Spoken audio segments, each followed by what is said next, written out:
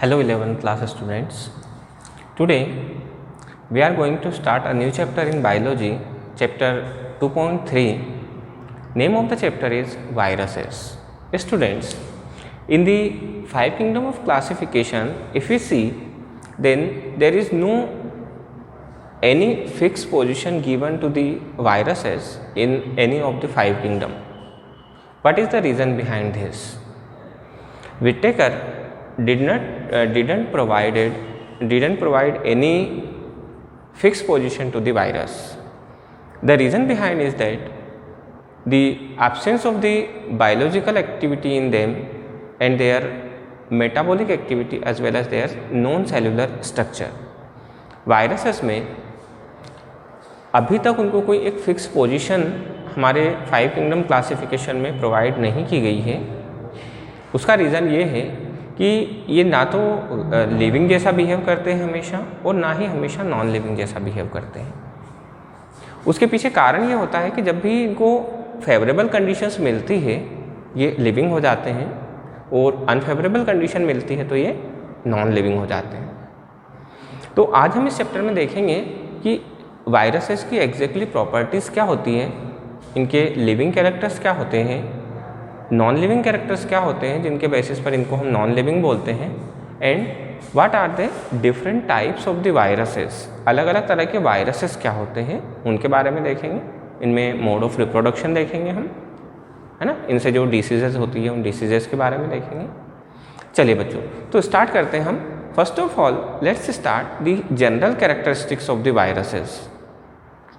तो general characters में एक तो सभी वायरसेस के एक जैसे कैरेक्टर हैं, दूसरा फिर इनके कुछ लिविंग कैरेक्टर्स हैं जो लिविंग ऑर्गेनिज्म से इनको रिसेंबल करते हैं, और कुछ रहते हैं non living on the basis of which we can say that these viruses resembles to non living and they are actually non living. चलिए बच्चों, अपन स्टार्ट करते हैं। सबसे पहले स्टार्ट करते हैं हम जनरल कैरेक्टर्स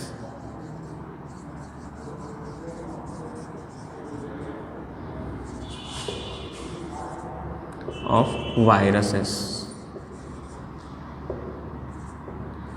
तो यहाँ पर वायरस के हम जनरल कैरेक्टर की जब बात करते हैं तो सबसे फर्स्ट इनका जो प्रॉपर्टी आती है वो है इनका ग्रेन्युलर स्ट्रक्चर। ये दाने जैसे होते हैं, दानेदार होते हैं, है ना। तो very first property that all viruses have granular structure.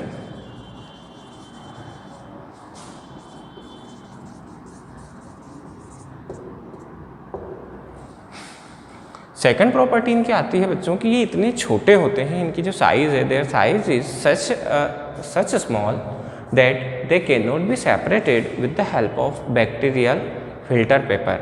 जो बैक्टीरिया फिल्टर पेपर होता है जिसमें बहुत माइन्यूट पोर्स होते हैं, उन पोर्स की हेल्प से भी हम इनको सेपरेट नहीं कर सकते। So second characteristic feature is that they are very small such that they cannot be separated with the help of bacterial filter paper. They cannot be separated by bacterial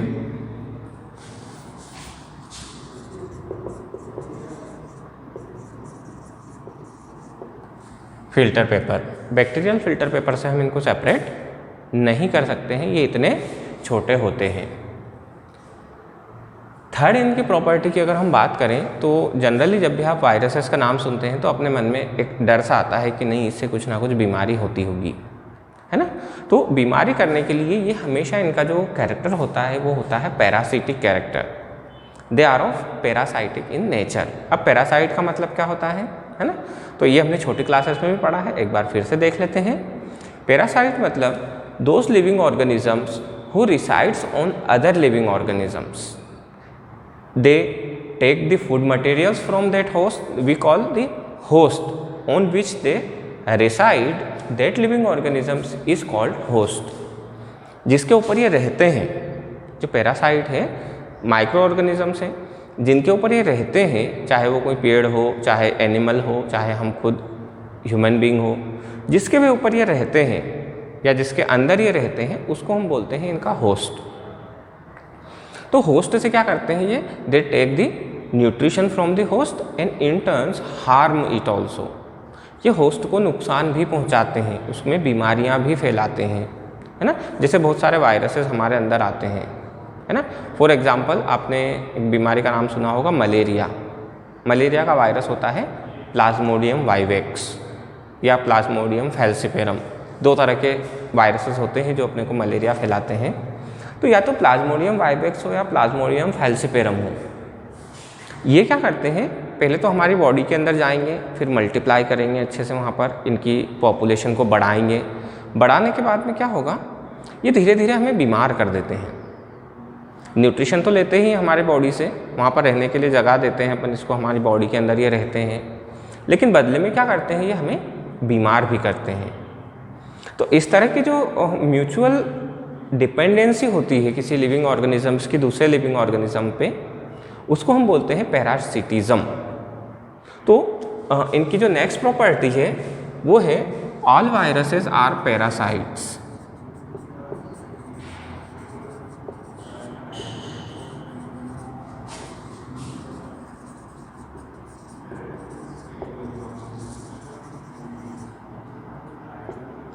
अब यहाँ पर ध्यान देने वाली बात है कि ये पैरासाइट होते हैं, मतलब ये किसी ना किसी लिविंग ऑर्गेनिज्म पर ही रहते हैं। दे do not have their identity separate from the host. Host से बाहर इनकी आइडेंटिटी नहीं होती है, ये नॉन लिविंग हो जाते हैं, है ना। तो इसके लिए क्या रहता है, इनका होस्ट का होना बहुत ज़रूरी है। अब होस्ट का होना ज़रूरी है तो ऐसा नहीं है कि किसी एक ही होस्ट पर बहुत सारे वायरसेस हैं। They have specific host. इनका होस्ट बहुत स्पेसिफिक होता है, ये पर्टिकुलर उसी होस्ट में रहते हैं, है ना। फॉर एग्जाम्पल जैसे वही अपन ने जो देखा था एग्जाम्पल अभी मलेरिया का, कि मलेरिया का जो पैरासाइट है वो ह्यूमन बीइंग में रहता है। मलेरिया और किसी दूसरे लिविंग ऑर्गेनिजम्स को नहीं होता है ना, क्योंकि ह्यूमन बीइंग जो है वो उसके लिए होस्ट है। एक वायरस है पक्सिनिया ग्रैमिनीस। तो पक्सिनिया ग्रैमिनीस जो है ये सिर्फ वीट के ऊपर होता है, दूसरे किसी भी प्लांट के ऊपर रहेगा तो सरवाइव नहीं करेगा, केवल इसके 2 होस्ट होते हैं बस। तो they have the specificity in their host.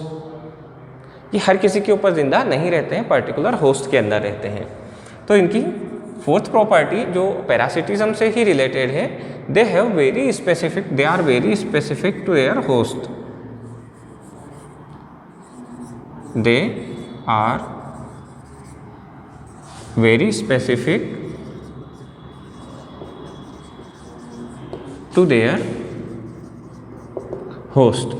अपने होस्ट के लिए बहुत ज़्यादा स्पेसिफिक होते हैं कि पर्टिकुलर जिस होस्ट पर वो रह रहे हैं उसी होस्ट पर ये सर्वाइव करते हैं, अदरवाइज नहीं करते हैं। दूसरी चीज़ ये होती है कि ये जब बीमार करते हैं, जैसे मलेरिया, तो मलेरिया के सिम्टम्स को देख करके ही हम बता सकते हैं कि इसमें जो प्लाज्मोडियम वाइवेक्स है उसके थ्रू इसको मलेरिया हुआ है, मतलब प्लाज्मोडियम वाइवेक्स का इन्फेक्शन हुआ है। कैसे बता देते हैं, क्योंकि उस कंडीशन में क्या रहता है, जो होस्ट होता है, होस्ट को ठंड लगती है, पीरियडिकली फीवर आता है उसको। नॉर्मली हमेशा अगर नॉर्मल फीवर है तो वो पर्टिकुलर लॉन्ग टाइम तक कंटिन्यूसली फीवर बना रहता है। बट अगर वो प्लाज्मोडियम से हुआ है, मलेरिया हुआ है, तो उस कंडीशन में क्या होता है, कभी फीवर आया, कभी नहीं आया, फिर थोड़े टाइम के बाद में आया। क्योंकि जो प्लाज्मोडियम वाइवेक्स होता है या जो वायरस है, उसकी साइकिल जो होती है, जब वो साइकिल कंप्लीट होती है तो वो इफ़ेक्ट करता है, फिर जब वो रिप्रोडक्टिव फेज़ में चले जाता है, डिवीज़न फेज़ में चले जाता है, तो फिर से वो उसका इन्फेक्शन थोड़ी देर के लिए रुक जाता है। बट सेकेंड टाइम फिर वो डबल हो जाते हैं, वो ज़्यादा इन्फेक्ट करते हैं। तो they have very specific symptoms also, their infection has specific symptoms. तो नेक्स्ट जो प्रॉपर्टी है, they produces very specific symptoms also.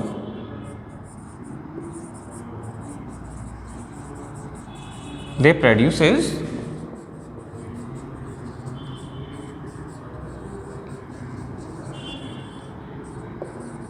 a specific symptoms in host, जो होस्ट होता है उस होस्ट में बहुत स्पेसिफिक सिम्टम्स प्रोड्यूस करते हैं ये, है ना। तीसरी बात ये आती है कि आपने एक बात और देखी होगी, हम एक ही एग्जांपल लेकर के चलते हैं मलेरिया का, ताकि आपको सारी चीज़ें क्लियर होती जाएं। मलेरिया एक पर्टिकुलर सीजन में होता है, जब बारिश आती है तो बारिश के समय ज़्यादा होता है। कारण क्या होता है इस बात का कि जो वायरसेस होते हैं ये ह्यूमिडिटी और टेम्परेचर के लिए भी बहुत ज़्यादा स्पेसिफिक होते हैं। पर्टिकुलर टेम्परेचर और पर्टिकुलर ह्यूमिडिटी में ही सर्वाइव करते हैं। अगर ह्यूमिडिटी कम हो गई या टेम्परेचर बहुत ज़्यादा बढ़ गया तो ये इनएक्टिव हो जाते हैं, फिर ये एक्टिव नहीं रहते हैं, है ना। तो इनका नेक्स्ट जो सिक्स्थ इनकी प्रॉपर्टी है या इनका जो कैरेक्टरिस्टिक्स है वो है they are sensitive to humidity and temperature. They are very sensitive to humidity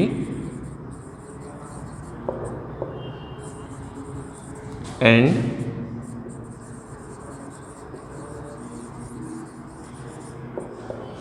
temperature. Humidity और टेम्परेचर के लिए बहुत ज़्यादा स्पेसिफिक होते हैं कि पर्टिकुलर टेम्परेचर रेंज में ही काम करेंगे या पर्टिकुलर ह्यूमिडिटी में ही वर्क करेंगे। अब नेक्स्ट जो प्रॉपर्टी इनकी आने वाली है बच्चों, उस प्रॉपर्टी को समझने के लिए हम अभी सबसे एक रिसेंट वाला एग्जांपल लेते हैं कोविड-19 का, है ना। कोविड-19 के आपको पता है कि वैक्सीन बनाना बहुत मुश्किल होता जा रहा है, कि वैक्सीन पूरी दुनिया के देश मिलकर के भी इसकी वैक्सीन नहीं बना पा रहे हैं। क्या कारण है बच्चों, क्या इसकी वैक्सीन बनाना इतना मुश्किल है? उसका कारण क्या है? इसका कारण आता है बच्चों इसका म्यूटेशन। एक टर्म्स है यहाँ पर म्यूटेशन।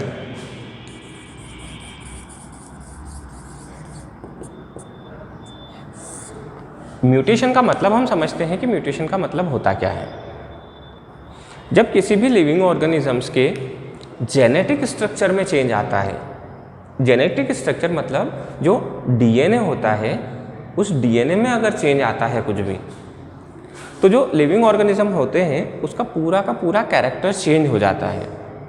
उसकी पूरी की पूरी जो हैबिट्स होती हैं वो सारी की सारी चेंज हो जाती हैं। और अभी कोविड के केस में भी यही हो रहा है कि साइंटिस्ट जाते हैं, एक कोविड की पहचान करते हैं, थोड़े टाइम के बाद में पता चलता है कि उसमें म्यूटेशन हो गया है। जब एक वायरस से दूसरा वायरस बना तो दूसरे वायरस के बनने में कुछ चेंज आ गया, जेनेटिक स्ट्रक्चर चेंज हो गया। अब जो जेनेटिक स्ट्रक्चर चेंज हुआ तो जो नया वायरस आया जो इन्फेक्शन करेगा वो पहले वाले से अलग है, और साइंटिस्ट तो इसकी वैक्सीन बना रहे हैं, जबकि एक नया बन गया। यहाँ पर है वही, उसके सिमिलर ही है, बट उसमें स्लाइटली थोड़ा सा चेंज आया। अब ये चीज़ कहलाती है म्यूटेशन। म्यूटेशन के बारे में अपने को पूरा डिटेल में भी है, एक चैप्टर भी है पूरा जो जेनेटिक्स का है, उसमें अपन देखेंगे भी सही। बट यहाँ पर अपन इतना सा समझ लें कि mutation that means change in the genetic combinations. जो डीएनए की सीक्वेंसेस रहती है उनमें कुछ चेंज आ जाता है, जिसके कारण जो नया बनने वाला लिविंग ऑर्गेनिज्म है एक ऑर्गेनिज्म से, वो थोड़ा सा उससे स्लाइटली चेंज हो जाता है। ठीक है, तो ये क्या करते हैं बच्चों, जो वायरसेस है दे shows the tendency of mutation. ये म्यूटेशन की टेंडेंसी शो करते हैं, मतलब ये हमेशा अपना जो फॉर्म है, अपना रूप है, वो बदलते रहते हैं। They continuously changes there form.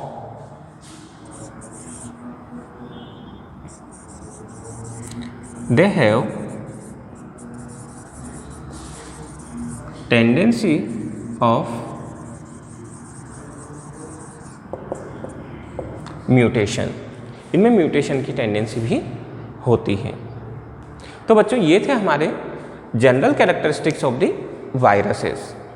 अब बात आती है कि वायरसेस को हम किस ग्रुप में माने, लिविंग में माने या नॉन लिविंग में माने।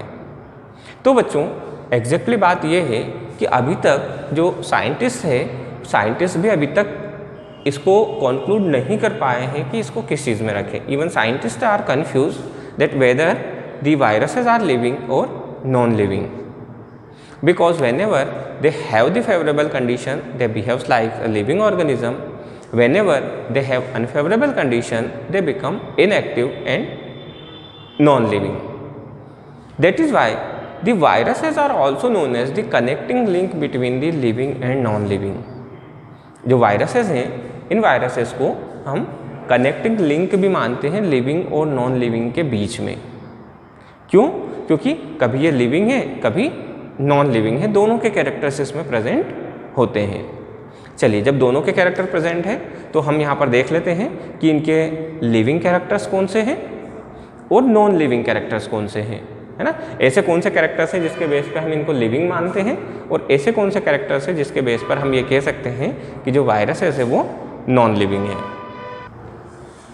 तो बच्चों, सबसे पहले हम देखते हैं इनके लिविंग कैरेक्टर्स कि वायरसेस के लिविंग कैरेक्टर्स क्या क्या हैं।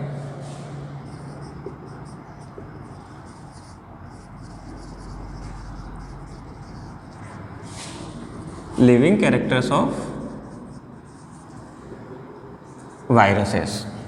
तो सबसे पहला जो लिविंग के जो कैरेक्टर्स होते हैं उसमें सबसे पहली चीज़ होती है कि वो रिप्रोड्यूस करते हैं, है ना, रिप्रोडक्शन होता है, मल्टीप्लिकेशन करते हैं। तो यही वायरसेस का भी है कि जो सबसे पहला चीज़ है, दे शो ग्रोथ। पहली चीज़ तो ये ग्रोथ शो करते हैं, बड़े होते हैं धीरे धीरे, एंड मल्टीप्लिकेशन भी शो करते हैं।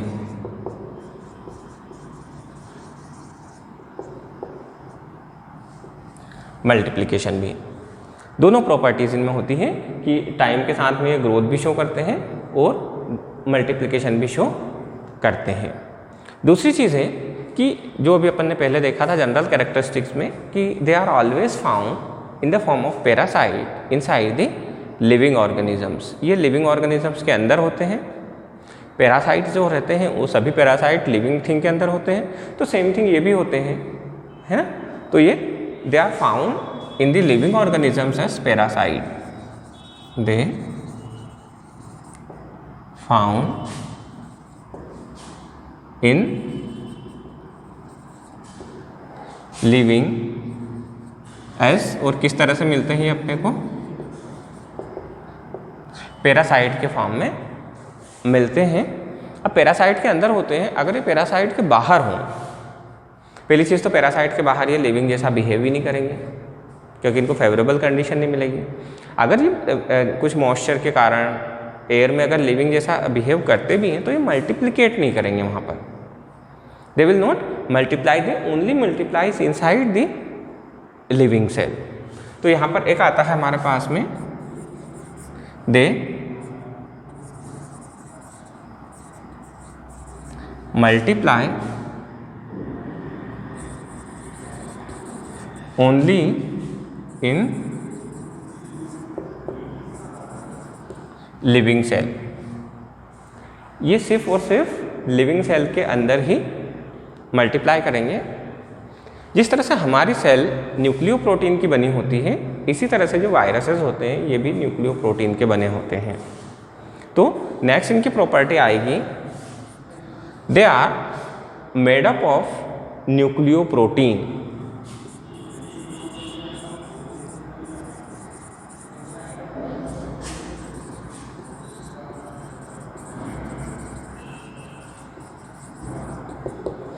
न्यूक्लियो प्रोटीन के बने होते हैं। अब न्यूक्लियो प्रोटीन और फिर इनके अंदर जो जेनेटिक मटेरियल होता है, न्यूक्लियो प्रोटीन जो मिलता है अपने को, वो दोनों तरह का मिलता है। किसी में डीएनए मिलता है, किसी में आरएनए मिलता है, किसी में दोनों होता है, डीएनए और आरएनए दोनों होता है। तो इनकी नेक्स्ट प्रॉपर्टी है कि nucleic acid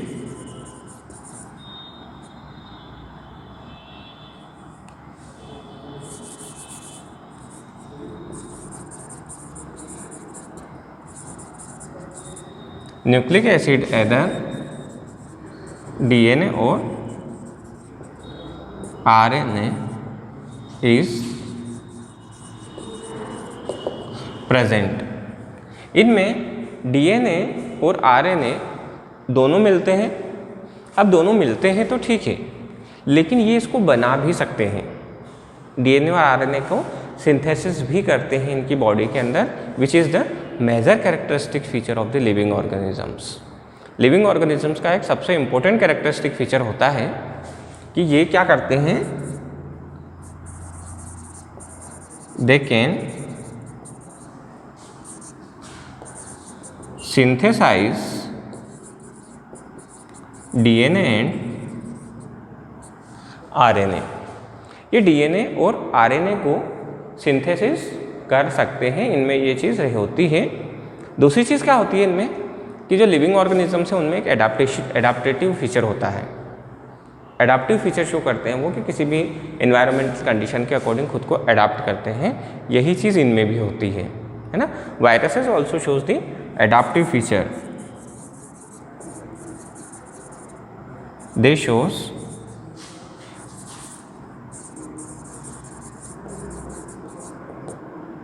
adaptive feature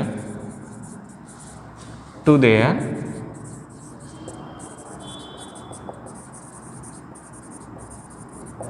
environment। इनका जो भी एनवायरनमेंट है उस एनवायरनमेंट में ये एडाप्टेशन का फीचर अपने को शो करते हैं। इसके साथ साथ में ये एनिमल्स में और प्लांट्स में डिसीज़ भी शो करते हैं, ये बीमारी भी करते हैं। So students, these are the major living characteristics of the viruses. Now we will see the non-living characteristics of the viruses। viruses में ऐसे कौन कौन से कैरेक्टर्स हैं जो कि नॉन लिविंग है, जो ये बताते हैं कि जो वायरस है वो नॉन लिविंग होते हैं। तो बच्चों अब हम देखते हैं वायरसेस के नॉन लिविंग कैरेक्टर्स। अभी तक हमने लिविंग देखे, अब हम देखते हैं non living characters of the viruses. तो नॉन लिविंग कैरेक्टर्स की बात करें तो इसमें सबसे पहला कैरेक्टर आता है कि इनको हम क्रिस्टलाइज कर सकते हैं। Crystal of the viruses can be obtain. Crystal हमेशा नॉन लिविंग थिंग्स के बनाए जाते हैं, है ना। Living thing can not be crystallise. But यहाँ पर वायरसेस की बात करें तो they can be precipitated in the form of the crystals. They can be precipitate as crystals। Crystals के फॉर्म में इसको अपन प्रेसिपिटेट कर सकते हैं, बट क्रिस्टल के फॉर्म में जब वायरस अगर है तो भी ये इन्फेक्शन कर सकता है ना। एक ये बात भी है इम्पोर्टेंट कि they can also infect in crystal form. Crystal form में भी ये इन्फेक्शन कर सकते हैं। अगर इनको ग्रो करने की बात करें हम तो कि इनको आर्टिफिशियल मीडियम में हम ग्रो तो कर सकते हैं, बट बिना सेल वाले मीडियम में नहीं कर सकते। अगर प्योरली आर्टिफिशियल मीडियम हम बनाएं जिसमें कोई भी लिविंग सेल ना हो तो it is not possible to grow them. They can not grow in cell free artificial medium. अगर ये नॉन लिविंग होते तो उसमें भी हो जाते, लेकिन इनको सेल एक लिविंग होस्ट चाहिए। They can not grow in cell free artificial medium. इनका नेक्स्ट जो नॉन लिविंग फीचर्स है वो है कि ये एसिड या बेस का इनके ऊपर इफेक्ट बहुत कम होता है। ये रेजिस्ट करते हैं उसको। जिस तरह से हम किसी भी नॉन लिविंग चीज़ पे अगर एसिड या बेस डालें तो वो उस पर इतना ज़्यादा असर नहीं करेगा जितना कि लिविंग ऑर्गेनिज्म पे करेगा। In the same way the virus has also resist the acid and base. They show resistance to acid and bases। Acid और बेस को रेजिस्ट करते हैं। तीसरी चीज़ इनकी जो नेक्स्ट जो प्रॉपर्टी है इनकी वो है कि इनके ऊपर सनलाइट का इफेक्ट नहीं होता। Living organisms always show stimulus towards the sunlight, but they do not show any resistance. They have no effect of sunlight का इनके ऊपर कोई भी इफेक्ट नहीं है। तीसरी चीज़ जो लिविंग ऑर्गेनिजम्स होते हैं उनमें एंजाइम होता है, सभी में साइटोप्लाज्म होता है, but viruses do not have cytoplasm as well as enzyme. दोनों चीज़ें इनके अंदर नहीं पाई जाती है। They do not have